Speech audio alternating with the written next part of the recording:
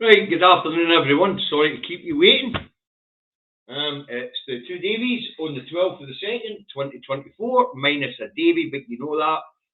The other Davy's gone for an operation tomorrow, so he's getting himself mentally prepared for it today. Okay, I'll probably speak to him after the show. Right, let's have a quick look who's in. We'll see, wait for Facebook to run, because it's now public. So, let's have a wee look. First in the door of the day was James. Hi James, same as the last show. Hi Alexander, Gregor, Rebecca. Hi Gingers, how's America? Margaret, Paul Coven, Wee Bob, Wolf Pet, Suzanne, Chris, Eddie. Hi Christina, you on with YouTube today. Hiya. Hi Mark. Good Martin. Hi Chris. Hope you've got your earpods on if you're a work boy. Stephen McNeil. Class Action's in. Right, we got any Facebookers in yet? Don't look like it. Better check it. It went public. Hi Ian. You see you're raising YouTube today and all. What's this playing up? Nope, didn't change it.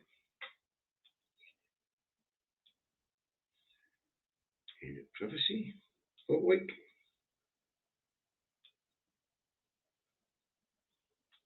Right, hopefully we'll start getting Facebookers undo, folks. Facebook playing up again. Anyway, they say it's the Two Davies a day, minus a Davy. So this will be done in the style of Indie Truck Davy as usual. Okay, we'll leave the Facebookers a minute to get in, and then we'll get started. So, hi Eddie, Stephen. Sunny Methil, we'll get to the weather in a minute.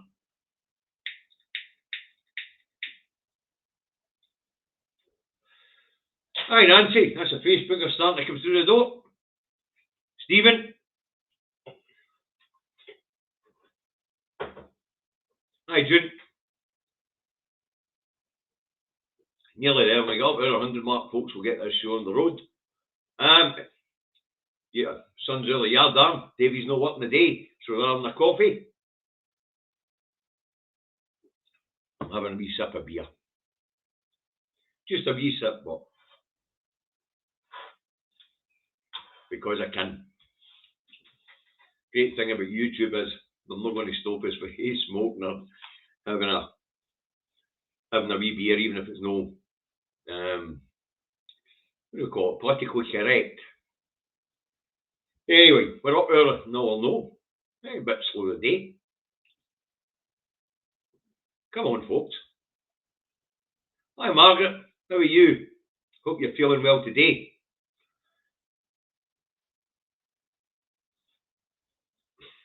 Right, we're up at 100 mark, folks, so let's get this broadcast underway. It's the Two Davies and the 12th of the 2nd, 2024, I've already said. And it's Indie Truck Davy, out the truck, not home in his office in Salisbury, North Lancashire, where it is sort of semi-overcast, but dry at the moment, 8 degrees, no bad for this time of year, reasonably warm. That's the weather forecast for Salisbury, North Lancashire. If you want to know what the weather's like where you are, look out your own bloody window. Okay, let's get this rolling. All right, back to last week, we'll roll back to Thursday. And as we know, Michael Matheson's resignation and Elena Whitman's standing down for health reasons finds First Minister Humza Yousaf reshuffling the pack. Not the whole pack, it was a mini shuffle. Okay. So, who's in and who's out? Well, Neil Gray, MSP for Airdrie and Shorts, moves from Minister for Wellbeing, Economy, Fair Work and Energy to the brief of Health Minister. Mary McCallan, MSP for Clydesdale, is to take on Neil Gray's previous portfolio and is now Minister for Wellbeing, Economy, Net Zero and Energy. She will also have her original brief along with it, so she'll be combining the two portfolios and that will include transport, net zero, and energy. Okay, that's a new Ministry for Transport, Net Zero, and Energy. Okay, transport becomes a standalone brief under Fiona Hislop with Mary McCallan getting her on. And she's the MSP for Linlithgow. Miss Hislop was previously a junior transport minister, so she should be suited to the brief. Christine McKelvey, MSP for Hamilton, Larkhill and Stonehouse, takes up energy. She takes up Elena Whittam's job as Minister for Alcohol and Drugs. Cabot Stewart, MSP for Glasgow Kelvin, becomes Minister for Culture, Europe and International Development. Jim Fairley is believed to be taking up the role of Minister for Agriculture, Connectivity, and he'll support both Miss McCallum and the Rural Affairs Secretary, Mary Guzon. All right. Gillian Martin is now the Minister for Energy and Just Transition and for Fair Work. How many bloody ministers for energy do we need? And considering energy's reserved, what's the fucking point? Anyway, that's a reshuffle, folks. All the other ministers stay in their position. Okay. Right, moving on. Tory list MSP quits Holyrood to join Scotland office after being made a law. Donald Cameron, list MSP for Highlands and Islands, now becomes Under Secretary to Alistair Jack in the Scotland office as Lord Offord moves to the Department for Trade and Industry. Now, there won't be a by-election.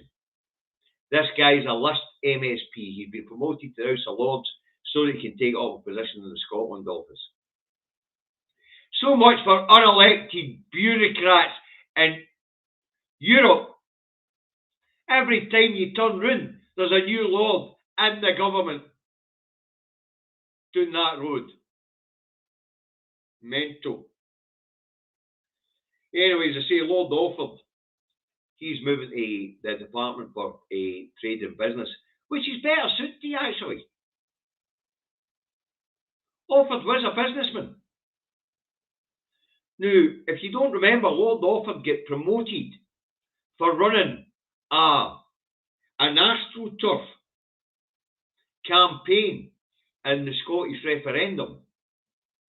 Now, he was hired 2 years before that referendum by the UK government, his advertisement agency, Akanchi, to put together this AstroTurf outfit, so-called grassroots campaign No Borders, who were given 48 hours of airtime prior to the vote in 2014, where Mr. Offord was on the TV every 10 minutes across every bloody channel, telling us that the UK was like a hot cup of chocolate. A traitor to his people. And a sellout. He shouldn't be in the Lords, he should be in jail. He actively misled the people and broke God knows how many election laws while doing it.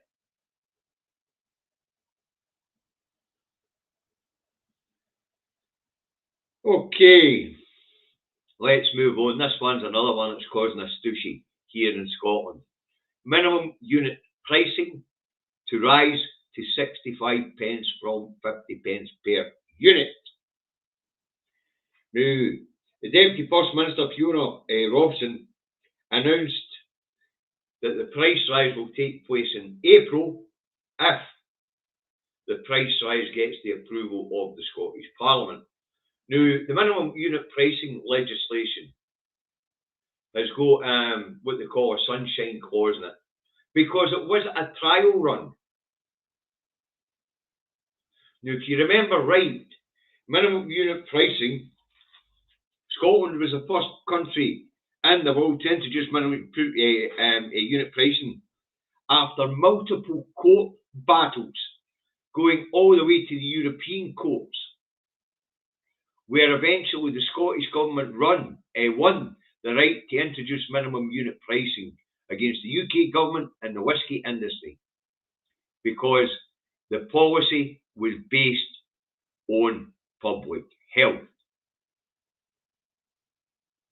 Now, the policy has been quite successful. We have now had numerous reports telling us it's saving about 800 lives a year, and hospital admissions due to alcohol abuse are down by about 2,000 a year, saving a fair whack in the public purse. Now, we get the usual crap, of course, from the opposition, although I have to say Labour's not really against this one. But a Scottish Tory MSP and health spokesman, Dr. Sandy Skilhooly, tells us that minimum unit pricing, again, this guy's a doctor, minimum unit pricing is punishing responsible drinkers. I've got a newsflash for Dr. Gohane. Spanner. Reasonable drinkers or responsible drinkers don't drink that much and don't drink that often, so they can afford an extra pound on their bottle of wine or an extra pound on their 4-pack of beer. This policy is saving lives. And whether people like it or no, it is working. And it is true to say that Scotland's relationship with alcohol must change. So if that means I'm paying an extra pound for my 4-pack of beer, then so be it. If that means there's one less death for alcohol abuse, and there's half a dozen less hospital admissions to alcohol abuse, good. We've saved lives and we've saved money to the public purse. Minimum unit pricing is working, folks. And it's something we should all commend the Scottish Government for doing. Especially as it took such a long time to go through multiple court battles where they lost repeatedly. But they took it all the way to European courts where they won. They didn't win the British courts, they won the European courts. Now we're out of Europe, things could change again.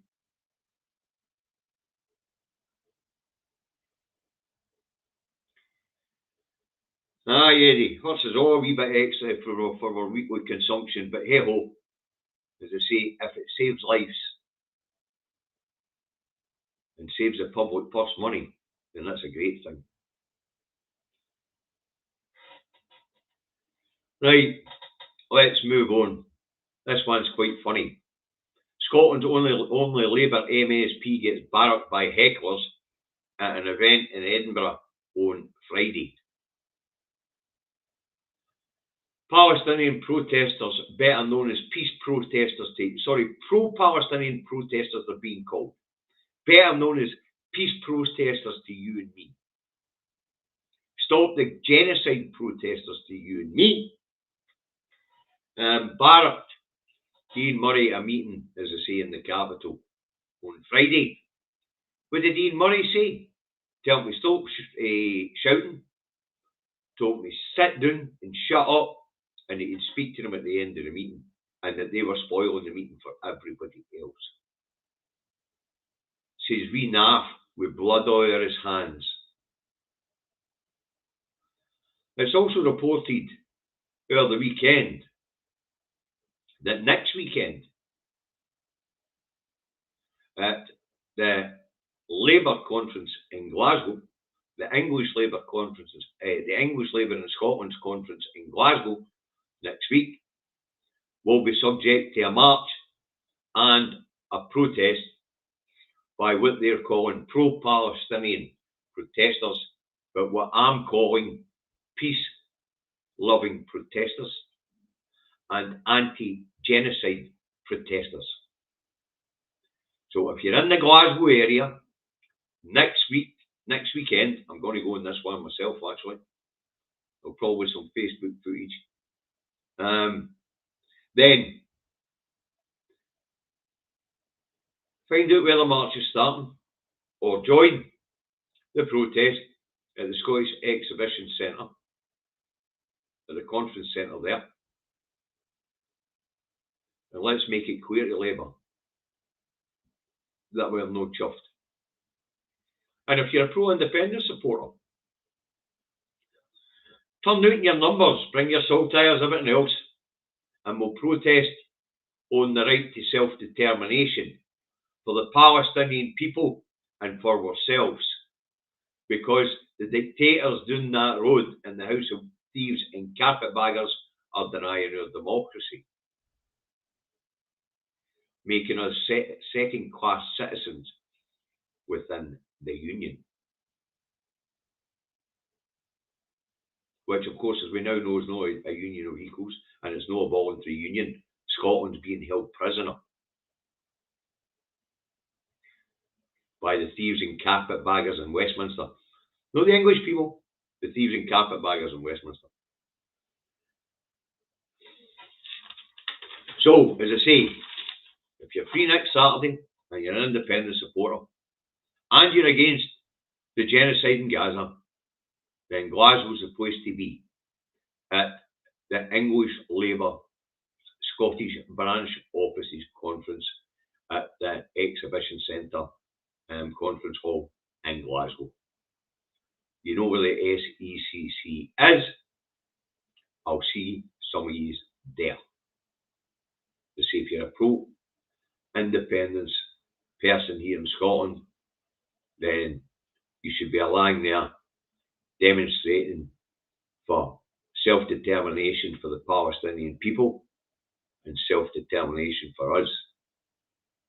Because, like the Palestinian people, we are being denied statehood by so-called partners in an equal union constituted by a treaty where the previous Attorney General Brian Cox made it clear no nation can be held in a treaty against its will. Well, apparently, you bloody well can!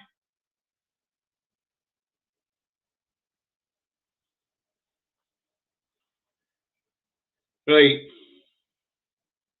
Once again, folks, I think we are facing another Section 35 order court battle. This time, it's over something called conversion therapy. The Scottish Parliament wants to ban conversion therapy. Now, if you don't know what that is, it's a form of torture for people who are homosexual or bisexual or transsexual. It's normally carried out by religious groups, and it's a form of brainwashing to convince somebody who's not heterosexual that they are heterosexual.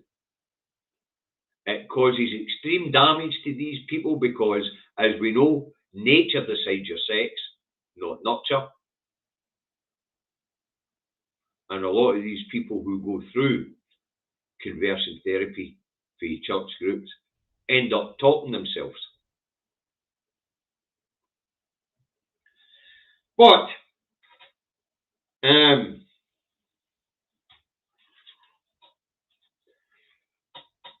KC Aidan O'Neill was commissioned by the Christian Institute, and he says that the Scottish Parliament does not have the power to legislate on conversion therapy.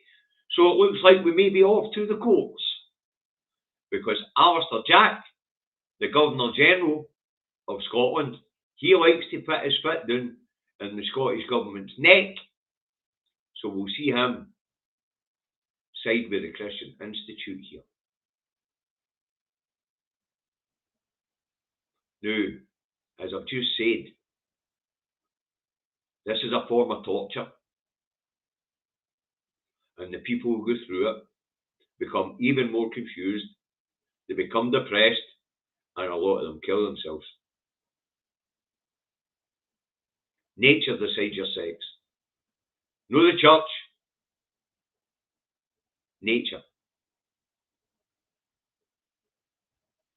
And I agree that it should be banned. But it would appear that the Christian Institute has commissioned Aidan O'Neill, KC, and he says the expert group advising the Scottish Government have got this wrong. The Scottish Parliament doesn't have the power to legislate on this one. So I guess we're off to court. Right. Now, Westminster debated banning conversion therapy in 2020, 2022, and in 2023, but so far it has come to nothing. So as I say, there's a potential clash coming up here. But once again, power devolved, power reserved. And there's always a veto. Always. That's what devolution is. They always have a veto down that road at anything we want to do. Especially now with the internal market bill act. Right. So let's move down that road, shall we? Right. Farmers in Kent blockade the Port of Dover. At the end of the week there. Protesting against cheap food. Cheap food! Food price inflation still running at over 10%.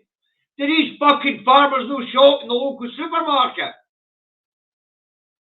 Cheap food. Wow. I understand that the UK farmers have been undercut while there was no checks underway coming into the UK, but the checks are in now. But the farmers say they're going to keep blockading Dover. We're already facing short shelf life and food shortages. Food price inflation will rise again. We've already spoke about this. It's why they didn't want to introduce the checks in the first place. They're saying it won't make much difference, 0.4%. I'm telling you, it's going to be a whacking difference. Delays are already starting to mount up because of the paperwork, and we haven't even started the physical checks yet. And talking about paperwork and physical checks, it also comes to light on Friday that Dover Council and the Dover Port Health Authority are to take the UK government to court.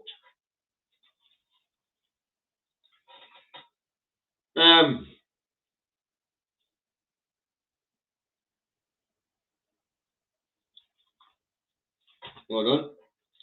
Now, the reason why they're taking the government to court has to do with public health, and it has to do with this idea that they'll check the paperwork at the Port of Dover, but won't actually check the physical goods in the back of the truck until it's travelled 22 miles up the A20 to Ashford, to an area there at Servington, where they have basically concreted a couple of fields, and that's where the physical goods will be. Now, with the Public Health Authority, the Port Public Health Authority at Dover have said, and Dover Council, is that they have a duty to protect public health, and that in that 22-mile stretch, anything dodgy coming in could be offloaded before they make it to Servington to have the physical checks carried out. Now, it's also been reported that gangs of dodgy meat smugglers, are targeting the Port of Dover because of this distance between the port and the checking point. Now, the idea is that they'll present paperwork, because the port was asked how they managed to smuggle this stuff in, and the Port Authority and the Port Health Authority made it clear. What they'll do is they'll present their paperwork at Dover, and then somewhere along that 22-mile strip, before they get the physical checks, they'll pull out, and the dodgy goods will come off. And then the truck will travel on to the checkpoint, When they open the truck at the checkpoint and discover that there's only 2 tonne on the back of the motor instead of 20 tonne, the driver will claim stupid, say the box was sealed when they picked the trailer up, and tell them it must be a paperwork mistake. The driver will then get turned round with a couple of pallets of dodgy gear to take back to Europe, while 18 tonne of it will make its way into the food chain. So Dover Health Authority, which is a branch of the council, and Dover Council are taking the UK government to court on the grounds of protecting the public health. Now, what the council and the Port Authority have also said is that actually doing these physical checks away from the port breaks numerous health and safety laws and all UK laws. So actually checking these goods out with the port is against UK law, apparently. They haven't the ability to change the law. They haven't the ability to change the legislation. But the Port of Dover and their health authority give them their due. They've decided that the practices being put in place by the UK government are detrimental to public health, and they're going to take me to court on it. That should be bloody well interesting. But food shortages, higher food prices, they're coming. And if the farmers are going to go French style and blockade ports and things like that, and if they want to get protectionist, become protecting their own markets, what are we going to fucking eat? 40% of the fresh food and vegetables comes in for Europe, and 60% of the food comes in for elsewhere around the in total for the UK comes in for around the planet. What are we going to fucking eat if they're going to blockade the ports? Because the farmers here are not growing enough.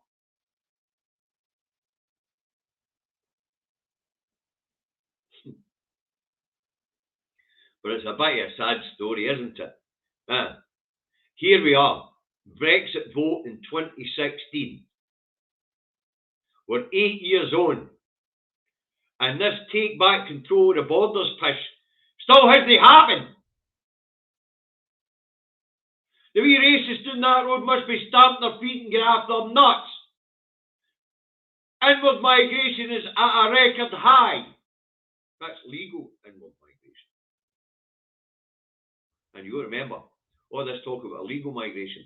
If inward migration by small boats was illegal, how come none of these people are in jail?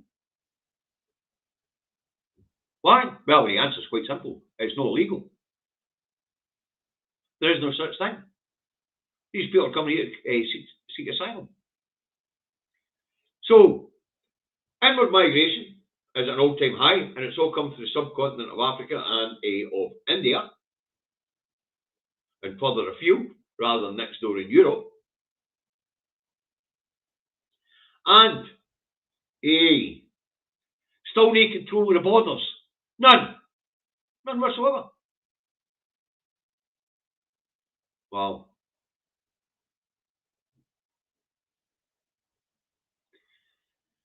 Okay. That's pure nuts. Right, Starmer's not had a good week, is he? Or weekend. After dropping the last of his 10 pledges, which he used to steal the Labour Party. TV commentator after commentator this weekend have now been asking what's the point of Labour. Now, that also included the previous campaign director who got Tony Blair his sweeping majority.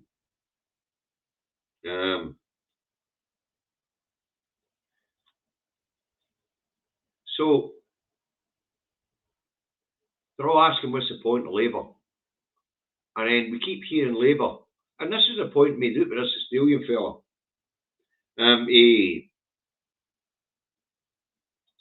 He was asking, thanks Jordy, he was asking what was the point of Labour? He says, they're rattling on about growth. Labour's growth plan was to supercharge the green economy. So, where's that growth going to come from now? So people are asking, what's the point of Labour? Right across the spectrum. But now that they've dropped everything, they are now appearing on TV and we are being told that they're not making promises they might not be able to fulfil, and that's the honest way to deal with the public.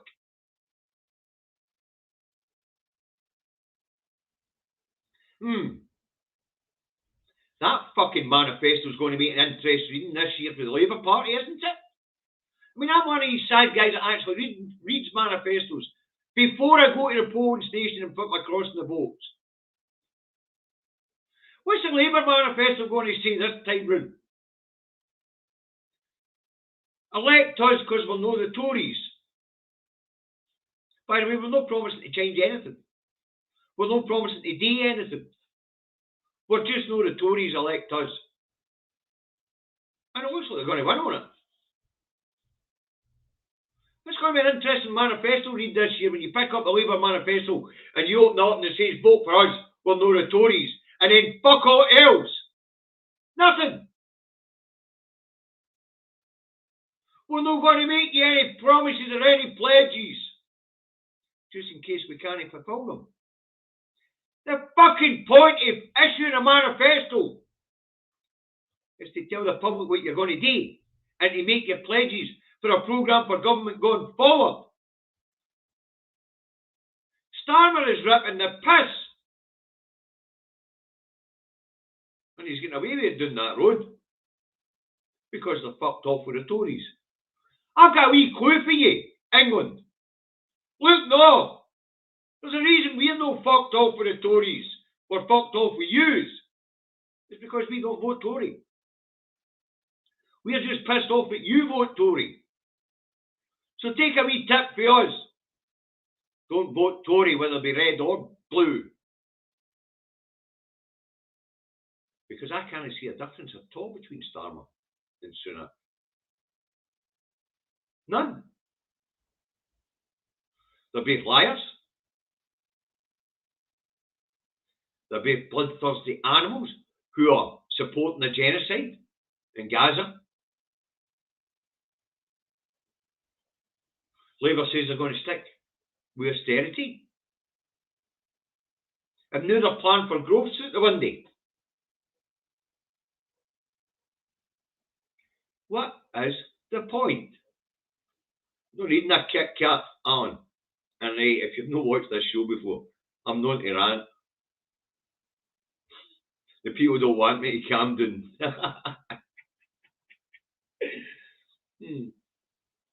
But as I say, that should be a short manifesto, that one, should it? No. Yeah. What's Labour promising today when they get into office? Same as the Tories. End of story. Or, we're promising you nothing, just in case we can't fulfill it. Mental. But we've got people that fall with a different bias telling us that's the right thing to do. Be honest with the people. Be honest about what? If that's Starmer being honest, then what he's telling us is no change.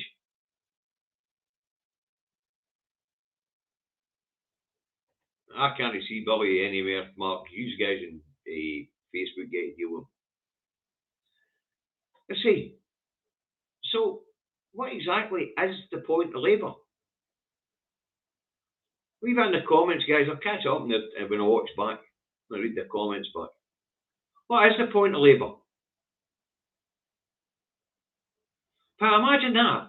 We are now being told in the press that Labour's a much more honest party because they ain't going to make any pledges in their manifesto. Just in case they can't keep them. How far down the rabbit hole do we have to go for this crap? And he's going to win. He's actually going to win. And he's going to win because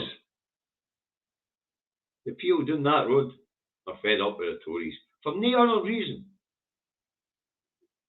than the people down that road are fed up with the Tories. Oh, mental. Anyway, let's move on. The London Economic claims that, and it is true, that Sunak to break ministerial code and become a TV presenter on GB News, well, Jacob Rees-Mogg takes a day off. I had to check this one myself. I wasn't sure. I didn't think it was that stupid. Anyway, apparently Sunak's appearing on GB News today. At whatever slot Rees-Mogg's on, as you know, I don't watch the telly.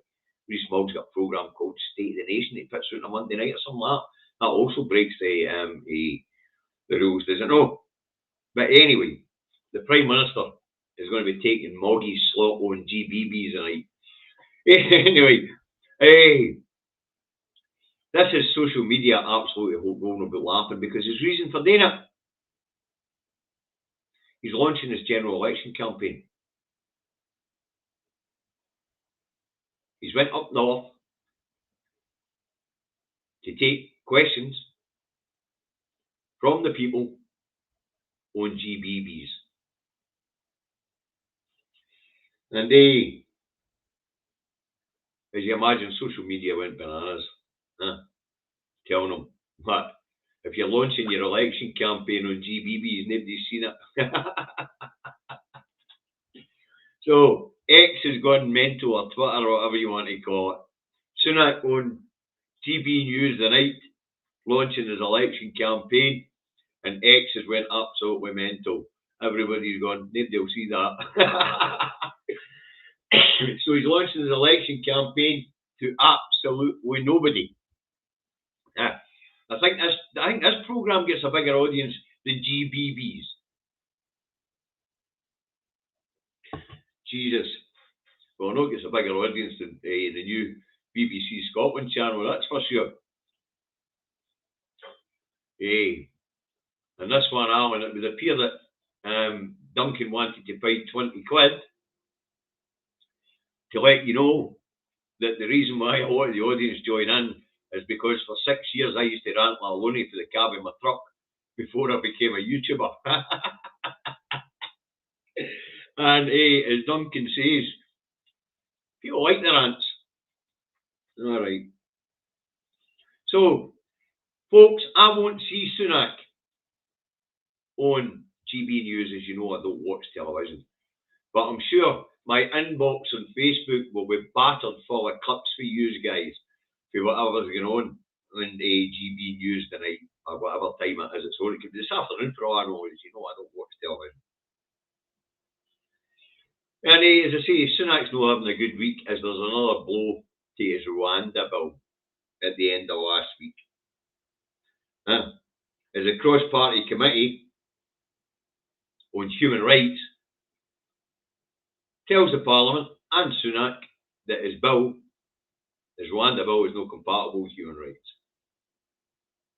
They know that. They don't care. But scrapping human rights is at the top of the agenda for the Tories. They don't have time to do it this term. But they do intend to put it into their manifesto. Aye, at least they'll have a pledge in their manifesto. That's one better than Labour. They're going to pledge in their next manifesto, in their next programme for government, if they get elected again, that they'll scrap the Human Rights Act and introduce a British Bill of Rights. Now, as you know, folks, I could rant about this one, but I find it just too funny. I find it too funny.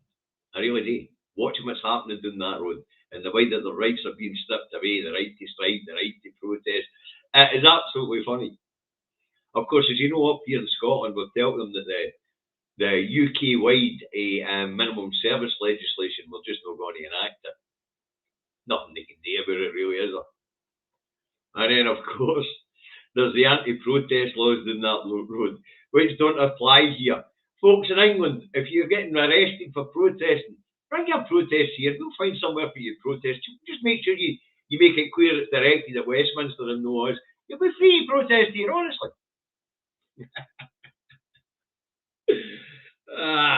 Brilliant. Absolutely brilliant.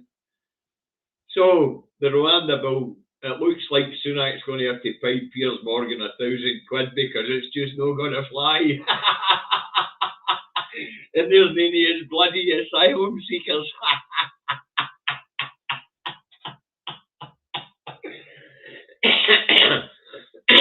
Just as well, £1,000 just like a penny to you and me, as far as Sunak's concerned, isn't it?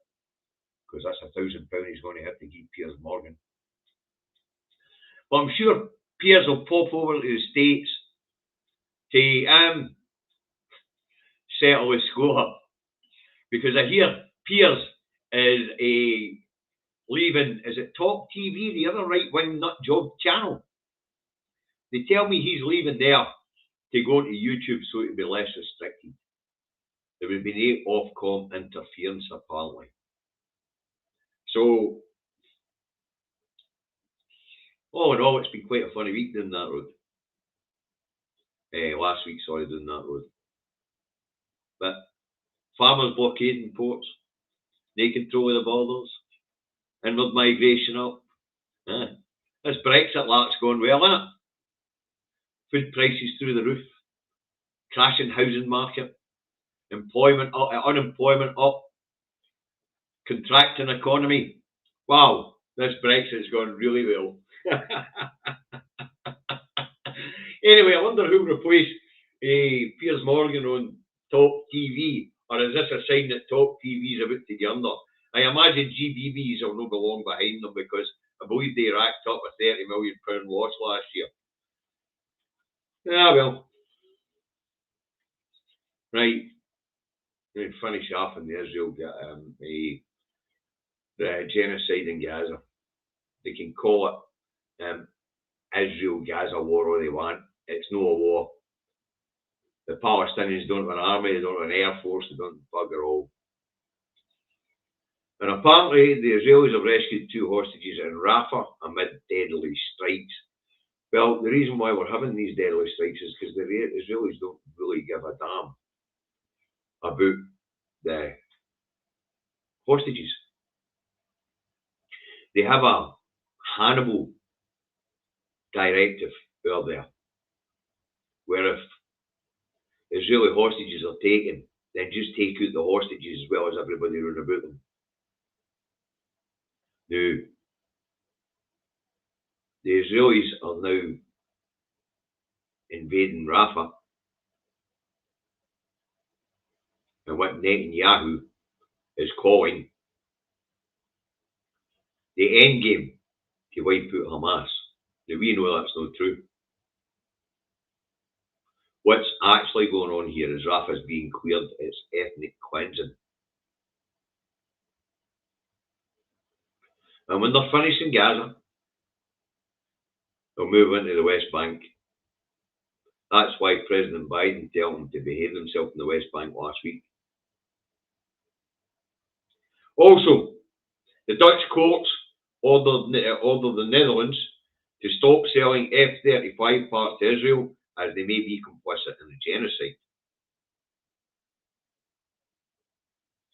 It also comes to light this week, apparently by Declassified, that Israeli military officers are being trained here.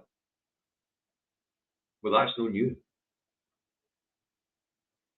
Somebody could ask me, and I tell them that. I'll tell you one better than that. You go back to the 70s up to 81. The UK government was training officers in Pinochet's military junta. In the 80s, myself, I was training Iraqi officers in mine clearing and how to use the mine clearing equipment that we were selling them.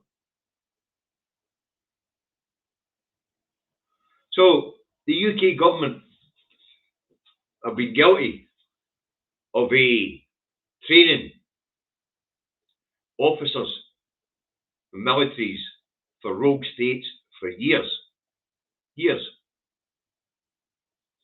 Because traditionally, the UK is the friend of the rogue state. Because rogue states buy weapons.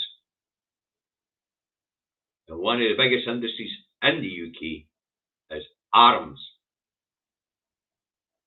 That's what I was saying the other day there when we were talking about Charles and his cancer, and the stooshy about the Scottish ministers no calling him His Majesty.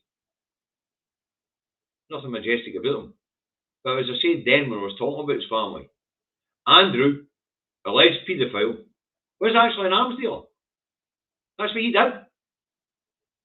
He trotted round the globe on behalf of the UK arms industry, punting weapons to dictatorships and rogue states.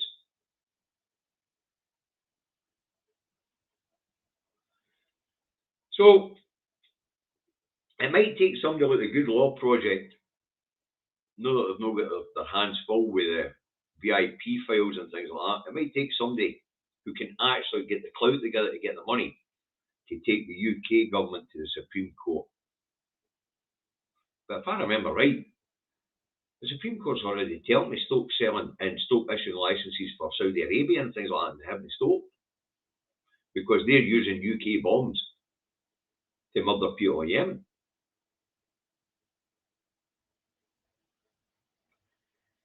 So there you go. They say new Rafah's to be cleared, and then it'll be on to the West Bank. It is time that the world pulled Israel up short. And if Biden's not going to do it, then we're in trouble. John, you've got me live in Western Australia, have you? Hi. Hi, John. Hey. Right, folks. Aye, Gina Miller and her friends might be able to put the money together to take them to court or not.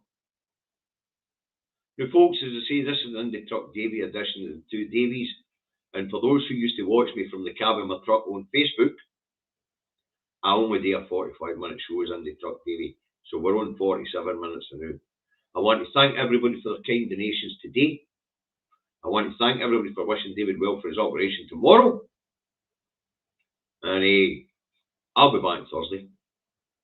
And I'll probably jump in on Wednesday and all. Or maybe tomorrow, depending on what comes up. I did say I would. And I did yesterday when I was talking about the economy being reserved. And the bullshit in the papers. And the way the people of Scotland are being gaslighted with this talk about wanting the Scottish Parliament to concentrate on the cost of living crisis and the economy, and Scottish politicians to concentrate on the cost of living crisis and the economy rather than independence. The economy is reserved. That's it, in a nutshell. So, folks, it is an election year. Sunak's kicking off his election campaign. This election can be any time. So, there's no time to jump the bus. Polls show that Alba's getting nothing. They're losing their 2 MPs. The Greens aren't picking nothing up either. But splitting the vote might let the Labour Party through the middle. So, get your head out your arse, get your eyes on the prize, and when you get to that polling booth at some point this year, make sure you put your cross in the SNP box. Look after yourselves. Have a nice day.